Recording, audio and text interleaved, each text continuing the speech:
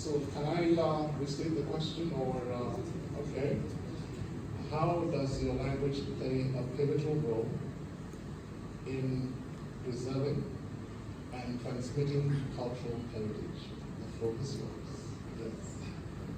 I said, don't tell me, don't say that. Don't tell me, don't do that. Because I just want to express myself and give the word what I got.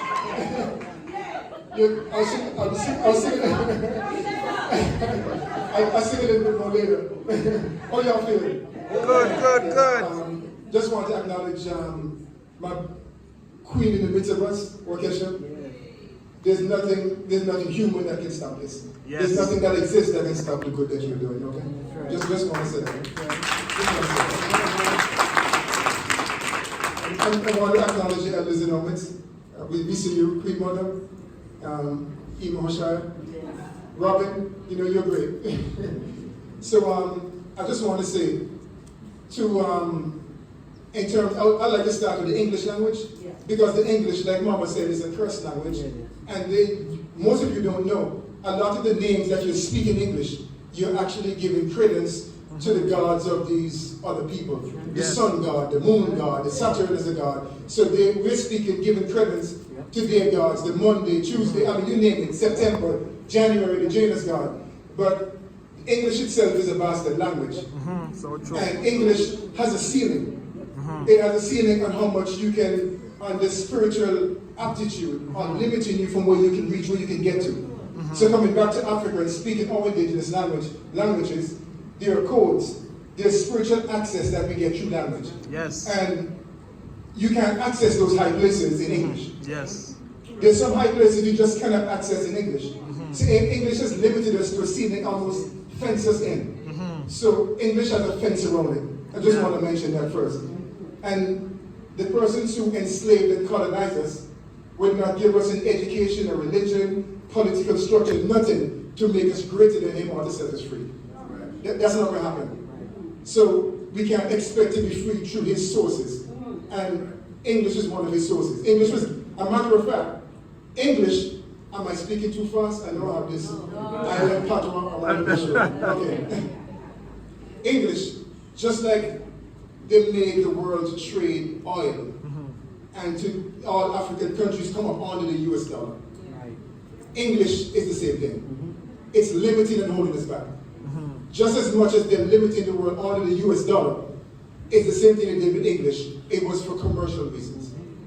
It's for commercial reasons, for their gain, not ours.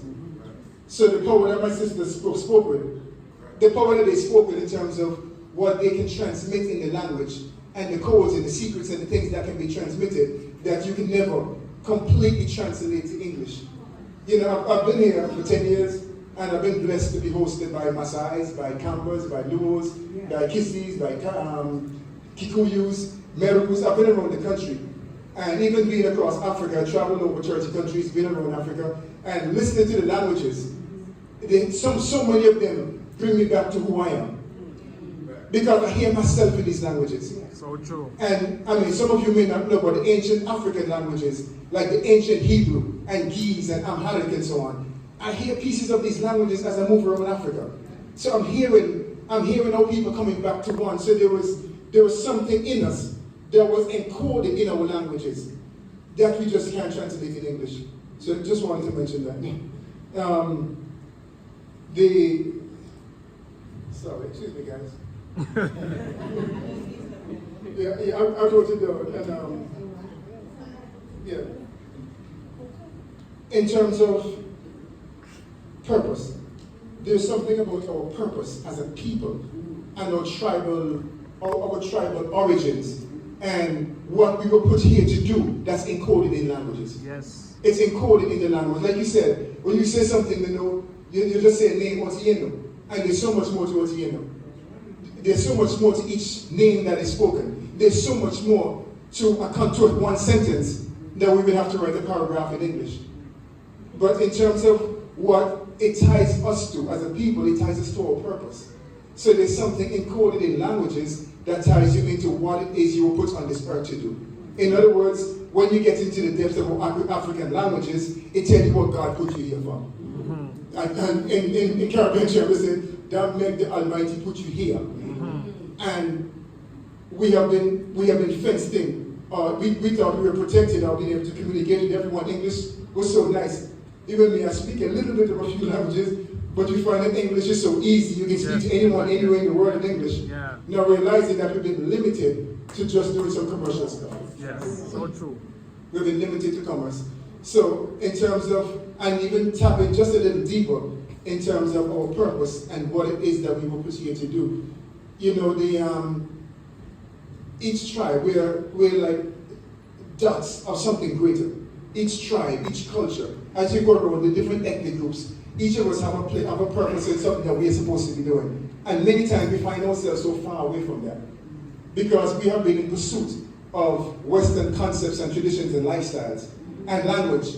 We have been in pursuit of the West so much so that we lost touch with who we really were. We lost touch with who we are and what we're supposed to be doing. And the other thing is that my brothers from Jamaica, I must say this because you know this. Yes. Because you're all about the Maroons. Yes. When they took us to the Caribbean and to different parts of Latin America before we got even to North America, what they did, they separated us. Those of us who, if we were all Kikuyu, they separated Kikuyus. If you're Ashanti, they separated the Ashantis. If you're Ewe, if you're Igbo, so true. they separated us so that we could not communicate with each other. Because if we communicated, we were going to fight, we were going to revolt. Yes. In other words, we were not going to get up and cut your sugar cane and plant your cotton and coffee every day if we could communicate. We were going to figure out how to get ourselves out of this mess. Yes. So we created patois. Yes. In other words, there were some things that we could say that the slave masters could not understand. Yes, so true. So if I tell my brothers here, listen, I'm going out tonight, I'll slice and short and burn on the whole field. Yes, we understand. And they will not know what we said. What I just said is that when the sun goes down, we're going to cut his throat and we're going to burn down the plantation. Yeah, we're going to cut his throat and throw him down the road. Listen, when you go out, I will slice and short and burn down the whole field. Yeah, we're going to cut his throat and throw him down the road. I'm not going to make the ease of the water and put it back in the hill. You know, so we can be talking about sneaking our mothers out to meet the other Maroons. They would not know. So that's where patois came about. So patois almost, even though we say it's broken English, it's really another language. Yes, yes. Because there's so many things. I can stand here right now and have a full conversation with my two Jamaican brothers here. Yes. And no one in this room will know that. Yes. No one, but that's the way we found to connect to each other. So language has some connections. And Africans are such a powerful people, and I'll leave at this point. We're such a mighty people, even after having our languages taken and stripped from us so that we could not get together. Even after doing all that, we created another one. Yes. we just made another one. Yeah. And that's what we do. We are creators. So I say this to you guys. We, in the image and likeness of the Creator as we were created to be. I say this to you. Africans, we honored our kings and queens as gods and goddesses, etc., etc. So in the sense of the African language and going deeper into who we are and what our purpose is to be in terms of being a light to humanity, I say if we're sons and daughters of God, what do you become when you grow up?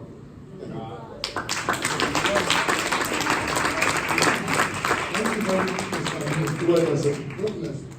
This room is overrepresented with Jamaicans. Okay. Who else do we have here? Do we have people from Trinidad and Tobago? Yeah, let's go. Yeah, why are they? Our Caribbean family. Y'all stand up. Stand up. Let's give a round of applause for our Caribbean family. Y'all from Jamaica, right? Yes. From Jamaica and Haiti. Yes. So y'all stand up for Haiti. Yes. Stand up for Haiti. Yes. Right? Let all our Kenyan family stand up. Can y'all stand up? All my Kenyan family. Where my Kenyans at? Where my Kenyans? Yeah. Wow. All right. See? I ain't no mess around. All my African Americans. Yeah. Y'all stand up. Yeah.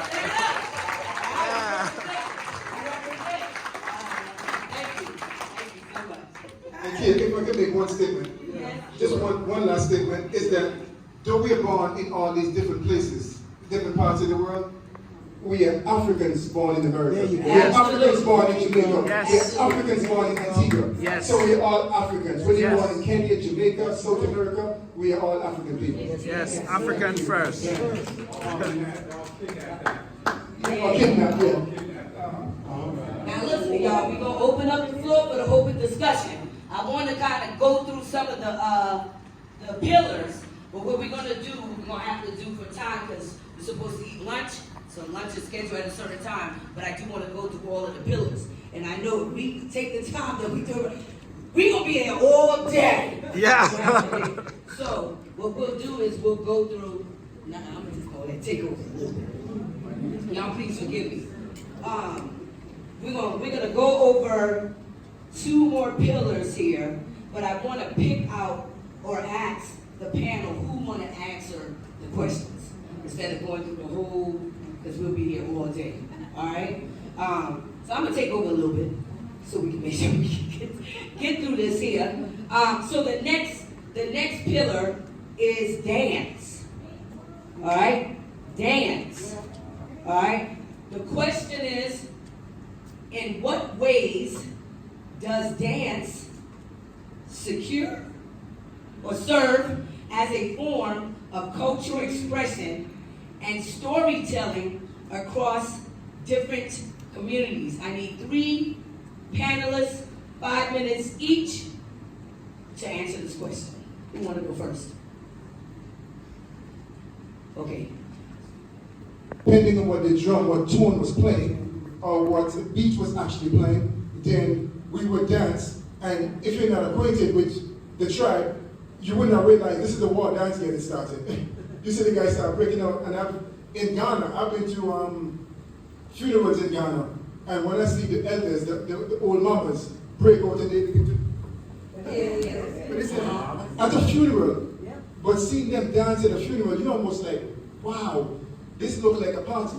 But that's the way they celebrate the life of the person who just passed on. And as you go from culture to culture, you find there's so much wealth, there's so much that's preserved and transmitted from generation to generation through song, dance, and art. And this is a way that we as Africans have always passed on messages and passed on information. So while we may be thinking it's only in what's written in the stone, it's also in the dance. And some languages where some things were one of actually words as we know it written, but symbols, whether it's of a tree or of a seed or whatever. We were an agrarian people, so a lot of this was what was spoken in language or not spoken in language was also transmitted through dance and music. So, and you're going to find quite a vast number of different dances, even here in Kenya. You go to Bomas of Kenya and you want to dance, just see them, you're like, man, which one? Most am I going to do the Maasai? Which one am I going to do? Because you get actually, for those of us born outside of Africa, we actually get captivated to come and see our people dance, to see Africans dance. But note what has happened in the African who dance, sometimes even the celebrations, which had very little clothes and had the waist dropping, had the waist popping, that has been polluted by the West. Yes. It has been terribly polluted. So the popping of a waist was not always sexual. But today we think it's sexual. And now we see everybody, when you see women, now almost every music video you see, they're shaking the booty. And you say, man, can they do any other dance? But this was actually a sacred dance by women from different tribes who used to shake the booty. That's what they did. But they polluted it. And because it's so polluted now, when you look at it, you're almost disgusted, like, not knowing that this was something sacred that they have polluted. But every part of the body, and how you use the body, even the extension of the arms, and how you did some things in dance, it was all communication. It was a language being spoken. So, and another thing I must say, as I mentioned about the pollution of the dance, in music, which is what we dance into, our music has also been terribly polluted. I know those of us coming from the West, we have always thought of, we say, man, when you go back to the hip-hop was social political. And the hip-hop is our gangster rap. And what you call it, disrespect of women. Yes. Likewise, soca. Yes, and reggae calypso, too. Yeah. and reggae, especially reggae. Yes. Because Yeah. dancehall, which came out of reggae, Yes. was one of a very strong Yeah. socio-political Yes. art form. Yeah. And this was polluted. So now you listen to dancehall today, and all they hear is skin out and this and that. Yeah. But the unique thing about it, I must say to you guys, I mean, not shifting too much from dance, but, and this is something I said from one of my mentors here, and from Briggs, he says, we as African people are the only ethnic group on the planet who disrespect our women, disrespect our children, promote violence, disrespect ourselves, and get paid for doing it. Yeah. And get Grammys for doing it. Yes. All the people. Yeah, so you actually true. get Grammys, you get Yeah. awarded for being done. Yeah, so true. So for us now, understanding this, it's time for us to take a new position. Yeah. We have to step it up and begin to, I said this in a conference a few weeks ago, that in the Diaspora conference, that we even here as Kenyans, and I said this, we Kenyans now, we have to be the ones to determine the content that comes in and begin to push policy to protect the content for what the children are hearing. Yes, so true. Yeah. If not, you're going to lose the children. Yes. You will lose the children. And likewise, what the children are creating or imitating, we need to know, find a way, not just to like tell them, don't say that or shut that up, shut it off. Get involved with them. Yeah. Get involved with them. You begin to narrate. Just like you narrating, watching the television shows you, these days you have to narrate. If any of you have children and you're letting them watch the TV without you being there, it's like letting the devil in the house. Yes, so true. Yeah. And that goes with music, dance, expression, everything. Like I mean, you talk about every expression has been tapped into being contaminated or polluted. So those of you who are awake, and I assume that the only reason you're here today is because you are awake. So Or true. you're waking up. Yeah. You have a responsibility. Yes. So I'm putting this responsibility on your shoulders, beyond the dance, beyond the music, beyond even just returning back to Africa. We have a significant responsibility to make sure that this lasts and that our children's children can last. And the only way we can do that is that we begin to shape this for the positive and take control of it all over again. Yes. So, thank you.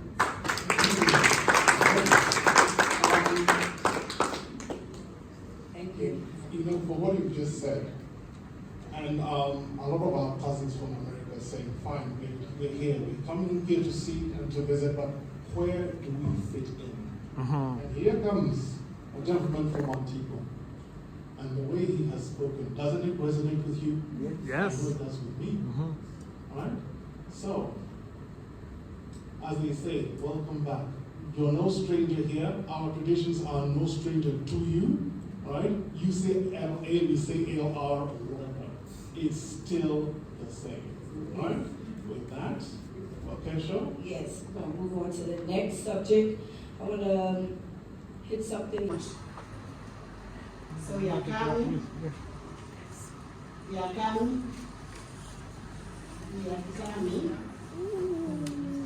Yes, you see the baby. You drive slowly. You drive like. So I know nurses can relate. Maybe when we're at the hospital, like you have to feel where the baby is at, the baby at 2 weeks, they feel if the baby is at 2, like in the tummy of 3. Yeah. So I want you to bend this way. One hand. So I want you to stretch this part. So the one hand is up, then the one. Then this one. This one is good. You see something?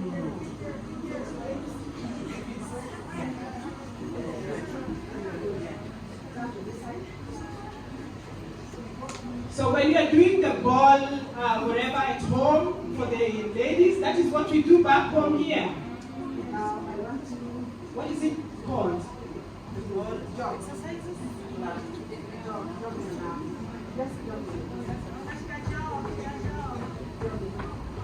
So that is the exercises that they do so that we get a normal delivery when we don't have a doctor nearby. Yeah.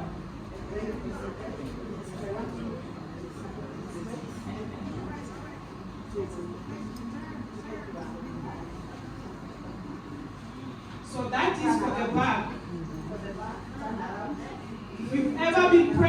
know how the back pains and your hip. Yeah. Okay. Remain legs apart.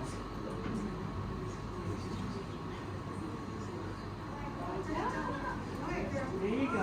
There you go. Again.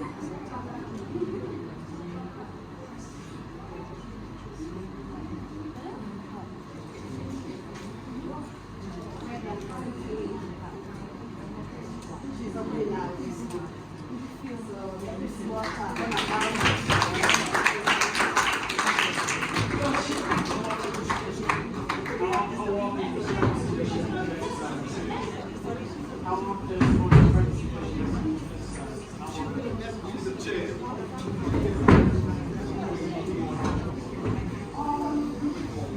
if necessary, it's good for baby. The once a day or two. Yes, once a day or two. Yeah,